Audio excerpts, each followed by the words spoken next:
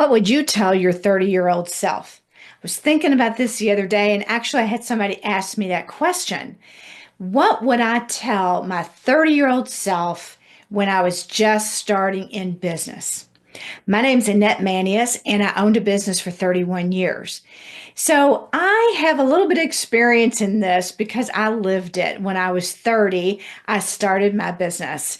And gosh, when I look back, there was a lot of things I did not know about business, about customers, about employees, and just being a good leader. What did that mean?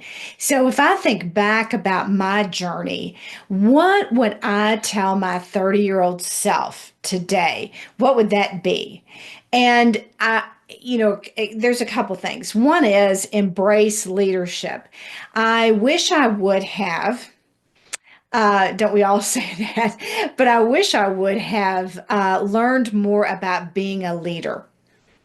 And I started in business because I knew the software business and that's what I wanted to do. I just knew that I didn't want to work for anybody else.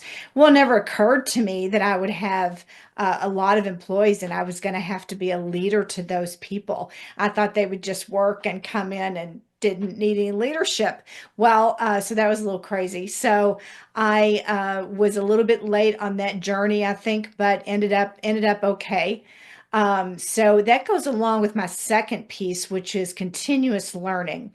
Now, I felt like I did continual learning as I went along. You know, the first 5 years or so of business was so intensive, getting business and fulfilling the promises that we made when we got business, that type of thing. But then I realized that I needed some continual learning on some other things besides the software business, and one of them being leadership.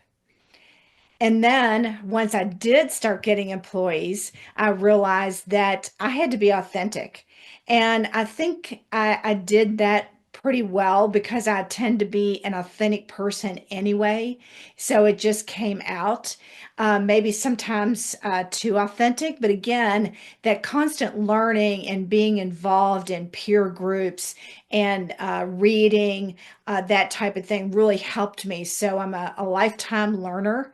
So that really helped in that situation. So I learned a lot about being transparent and being a good leader. The other piece is, and I look back at this and I was pretty savvy at this, were financials, financial statements and things like that. But, there's a lot of people I talk to that say, I got into business and I wanted to do X, but I had no idea about the financials. So I can't really say that that's a piece for me, although it was in there because I wasn't real analytical in the beginning about the financials. It was just, money in, money out, and do we have money at the end of the month? So I think I became a lot more analytical as time went on. The other piece to it is networking and social interaction with other people, other business owners. For my business, this was huge.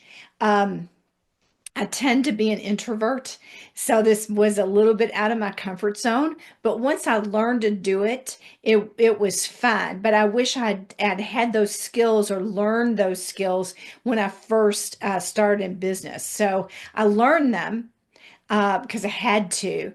But it wasn't a natural thing for me. So I should have maybe learned that piece more. So what I learned out of that though is though I was not in a sales role, I had a partner that was the sales role. It didn't matter because if you're in a business, especially if you own a business, no matter what your role is, you are in a people role, a sales role, if you will, but you are in a people role. So, I think that's the other thing that I would say about it too. So, owning a business has a lot of different paths that people take and a lot of different things. So, I'd be interested to know if you'd put in the comments what you wish you'd known when you were 30 years old. What would you tell your 30-year-old self today?